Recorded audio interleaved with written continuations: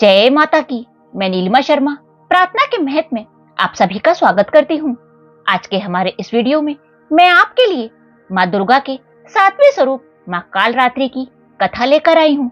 अगर आपको ये वीडियो पसंद आए तो नीचे कमेंट बॉक्स में जय माँ कालरात्रि की अवश्य लिखें।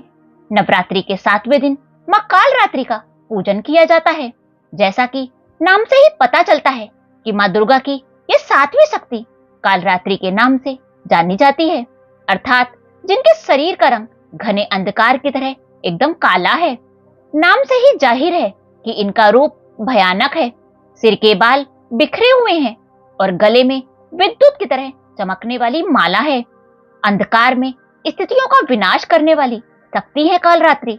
काल से भी रक्षा करने वाली शक्ति है माँ कालरात्रि। इन देवी के 3 नेत्र हैं। ये तीनों ही नेत्र ब्रह्मांड के समान गोल हैं। इनकी सांसों से अग्नि निकलती रहती है। ये गर्दभ की सवारी करती हैं। ऊपर उठे हुए दाहिनी हाथ की वर मुद्रा भक्तों को वर देती है। दाहिनी तरफ का नीचे वाला हाथ अभय मुद्रा में ये संदेश देता है कि भक्तों हमेशा निडर रहो। बाएं तरफ के ऊपर वाले हाथ में लोहे का कांटा तथा नीचे वाले हाथ में खड्ग है। भले ही इनका रूप भयंकर हो, लेकिन यह सदैव शुभ फल देने वाली माँ है, इसलिए इनको शुभंकरी भी कहा जाता है। अर्थात इनसे भक्तों को किसी भी प्रकार से भयभीत होने की आवश्यकता नहीं है। इनके साक्षात्कार से भक्त पुण्य का भागी बनता है। कालरात्रि माँ की उपासना करने से ब्रह्मांड की सारी शक्तियों के दरवाजे खुलने लगते हैं और तमाम असुरी शक्तियां उनके नाम के उच्चारण से ही भयभीत होकर दूर भागने लगती हैं। इसलिए दानव, दैत्य, राक्षस और भूत प्रेत उनके स्मरण से ही भाग जाते हैं। ये देवी ग्रह बाधाओं को भी दूर करती हैं और अग्नि, जल, शत्रु व रात्रि भय दूर हो जाते हैं। इनकी कृपा से भक्त हर भय से मुक्त होता है। आइए सुनते हैं माँ कालरात्रि की कथा। एक पौराणिक कथा के अनुसार रक्तबीज नाम का एक राक्षस था। मनुष्य के साथ साथ देवता भी उससे परेशान थे।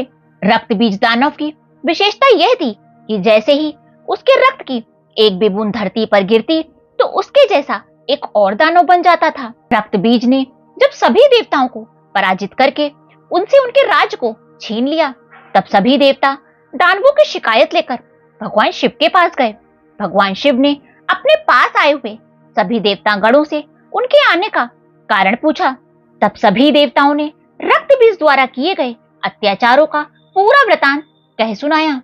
यह सुनकर भगवान शिव ने माता पार्वती से अनुरोध किया कि हे देवी, तुम तुरंत उस राक्षस का संहार करके देवताओं को उनके राज वापस दिलाओ।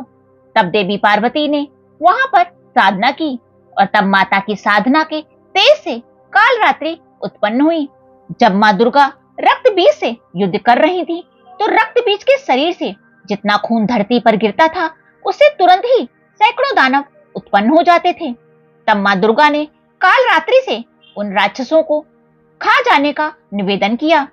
तब माँ कालिका ने रक्तबीज के रक्त को जमीन पर गिरने से पहले ही उसे अपने मुंह में लेना शुरू कर दिया। इस तरह से माँ कालिका रणभूमि में असुरों का गला काटते हुए मुंड की माला पहनने लगी और इस प्रकार से रक्तबीज युद्ध में मारा गया। माँ दुर्गा का यह स्वरूप कालरात्रि कहलाता है। हिंदू शास्त्र के अनुसार कालरात्रि की उपासना करने से ब्रह्मांड की सारी शक्तियों के दरवाजे हमेशा के लिए खुल जाते हैं। माँ के एक अक्षर का मंत्र कानों में पड़ने से दुरात्मा भी मधुरवाणी बोलने वाला वक्ता बन जाता है। नवरात्रि के 7वें दिन से ही महिलाएं माता को 16 श्रृंगार की चीजें चढ़ाना शुरू कर देती हैं। माँ कालरात्रि की पूजा विधि। नवरात्रि के 7वें दिन ब्रह्म मुहूर्त में उठकर स्नान आदि से निवृत्त होकर स्वच्छ वस्त्र पहने, फिर माता का ध्यान करें। माँ कालरात्रि की पूजा भी अन्य दिनों की भांति ही होती है।